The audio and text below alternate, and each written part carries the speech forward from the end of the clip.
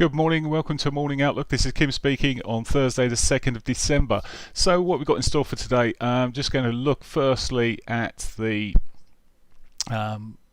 risk events that are due to occur today. Now we have actually it's not on. Oh, the OPEC meetings are here. I was just now these are the timings of these is going to be variable. So if you're trading oil, just be very wary. If you're day trading oil specifically, just be careful. Side of that, then. There's not a great deal of news out today. However, we have got some FOMC speakers later due to deliver their different American Enterprise Institute audience questions. Whenever there's audience questions with any of these, there's potential that someone will ask about rates, and it will be discussed even further in more depth. So I'd just be wary of that this evening or this afternoon, late afternoon there. So that's pretty much it for risk events. We've had the early ones out, very light, low impact, these yellows. There's nothing else I can see there that actually 1:30 we've got Bostic speaking. Just be wary of that. And Yellen at 2, but I think Yellen is still speaking at the speaker interview titled "Leading the Way in Challenging Times." That may still give us further clues. I mean, they have been speaking over the last couple of days, but there might just be something that unsettles the market. Or if the metal market is particularly quiet, anything that's said there could just give it a bit of a jitters. Right, let's have a look at the currencies then, starting off with the euro dollar as ever. Inside buy yesterday on the dailies here, no surprise, real consolidation, ugly day.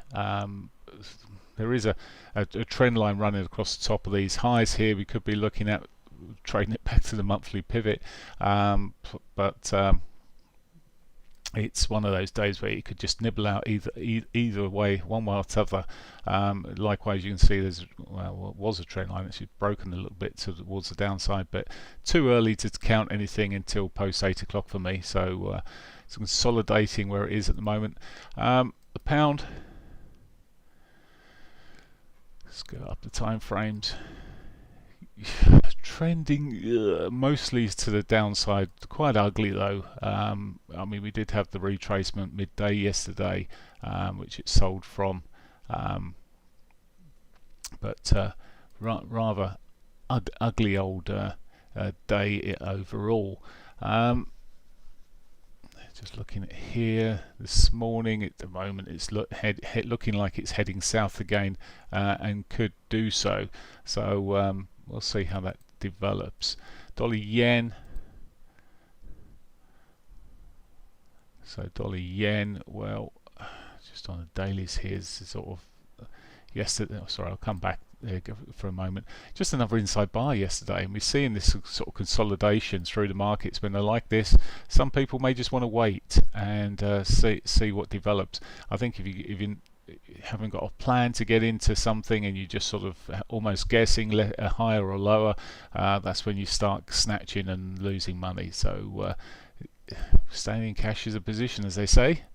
Aussie Dollar in slightly outside bar, nearly made an outside, made a new high yesterday, but it just couldn't hang into the gains that they're making when they're doing these, making these gains, just not holding in. Just come down to the 60-minute consolidation. Still got the lower high from around the top there. Oh, actually a double top of that. No, lower high fractionally. To me, a break of the lows here would point towards further downside. It is a bit of a risky movement, even from there. But the bodies are sort of, it's that sort of zone, isn't it, that we're looking at effectively. Now, where to? Well, we'll see how that develops, but it certainly could continue to the downside. So coming back to the 4 hourly sometimes clears things up. So that break of those lows. Maybe not the biggest in terms of reward opportunities. Back to those lows, back to the weekly pivot there, the S1. Okay, let's see, Aussie dollar, Canadian dollar. Canadian dollar's been the one that's been moving through the Asian session. Canadian dollar consolidate, just just still trending to the upside, however you look at this. And yesterday didn't quite put into, or this overnight rather, yeah, that was yesterday evening it was pushing up there, didn't quite put into a new high, just softening that little bit here. The whole, when you look down here, I'm just sort of use this as a guide, not anything more, but just look how it's not been able to manage to have the strength on these push-ups here. I mean, effectively it's diverging across those highs, and it's just looking at resistance coming in there. It doesn't look like the dollar's got the strength to push through, and just lower highs coming down in 60 minutes. Still could be one for the downside, a further downside, as the dollar softens a little. But as I said, we've been sitting in these ranges, and they're quite difficult to sometimes trade out of. Okay, New Zealand dollar, pretty much same. I mean, it did make a new high yesterday. At least try and break out of this movement, but it's got really ugly down here. And again, well, maybe at some point today we'll see a push up to it. It's got the weekly and monthly pivots sitting drawing it above, but at the moment it's been sold pretty harshly. Just looking at the charts here, New Zealand coming down to 60 minutes here, does look soft at the moment. Again, it's in range though, and that's so long as it sits in this overall bigger range, these markets are less predictable. For me. Okay, let's have a look at gold. So gold not having the best of times, but yesterday did manage a little bit of a shove up there, but that was soon seen being sold off there. And again, it's just, I don't know, it's maybe it's just coming down to some levels where it becomes a bit more of a buy, but the break of my trend line and everything else here, to me it looks soft, and just looking soft right the way through here. Okay, oil, well, as I said today, we've got OPEC meetings. We heard snippets yesterday that they're not looking to cut back on the extra flows of oil, but rumours, comments, just believe it when you see it, or whatever comes from it later when they discuss things. Consolidation, sit where we're sitting at the moment, and well, it just looks like it's lower highs, lower lows, just looks like it's got further downside. However, as I say, quite a bit of risk with OPEC talking today for that market. Right, that's that. Let's have a quick flick through. Sorry, I just want to, whilst I'm here, just check through something I was looking at. Okay, right.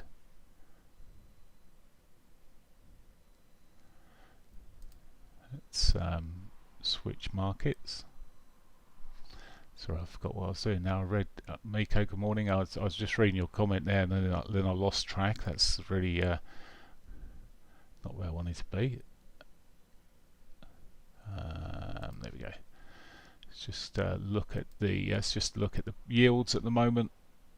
So yield's still modest at the moment. Is when we get to the 165s, once we start seeing the dollar going, but they are increasing for today at the moment, but still holding back a little bit there.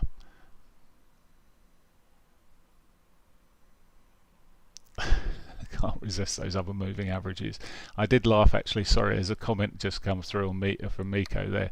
I did have to have a laugh yesterday. I know you wanted that upside, and there off it went again. It's teasing. I know you want to get there, or you might be in a long. Right, cryptos then. Consolidated where we're sitting at the moment is the answer. The more it consolidates around here, the more chance it may have eventually breaking. I'm really looking to see if it breaks that 59,160 area, somewhere in that region, those prior highs. Even Ethereum came back a bit yesterday, and well, it's holding better than some of the others. The only thing is, it's, well, overall picture's not the best, but consolidation, if it can consolidate around this level, then the chances are it will push in for new highs at some point. Ripple, still the softer neighbour. as I said before, you sort of look back, especially if you look back at the weeklies, there's a support around this area here. It may just hold, but at the moment, if I just looking at this lower highs, lower lows, it looks weak. Okay.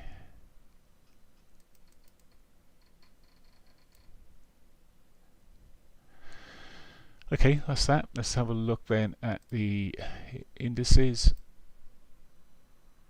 Just waiting for the old Ftse to open. So indices overnight still very bearish. Look, I'll just show you this very briefly. I mean, I look at this market on a weekly basis, and to me, lower highs, lower lows, just looks quite bearish. It's struggling. Talk about calling for a moving average to the downside and looking for downside. That is a market, but it has had a reasonable week this week so far. So had a little bit of a pickup relative to where it was, but still, to me, it's a difficult market to see where it's going at the moment, but looks erring on the bearish side. It would probably be just easier for it to fall down. Nikkei overnight then through the Asian session, not really going too far. Let's go through see what we're doing this morning. Okay, yep, 2nd December, just checking it is the live feed. So Ftse down this morning, selling off straight away. These, I think all the equity markets at the moment have got potential for more downside, and the more I look at them, the more it's sort of I believe that way. Looking at the CAC here as well, but CAC and DAX both bouncing a bit this morning then, but I'm still quite pessimistic on the markets here. Looking at the S&Ps. Well, trying to getting a bounce at the moment, but yesterday yet another down day. That daily 100 looks like it's beckoning. Talking of moving averages, and the Nasdaq again breaking through those prior lows and continues looking negative, bearish on the bearish side to me, as is the Dow. Bigger and more bearish as I'm seeing there. So there we go. That's it for me for today. I wish you a great day's trading, and I'll catch you. Not tomorrow morning. I'll catch you Monday morning. Have a great weekend, long weekend, and I'll, for me, I'll catch you later. Take care. Bye for now. Right.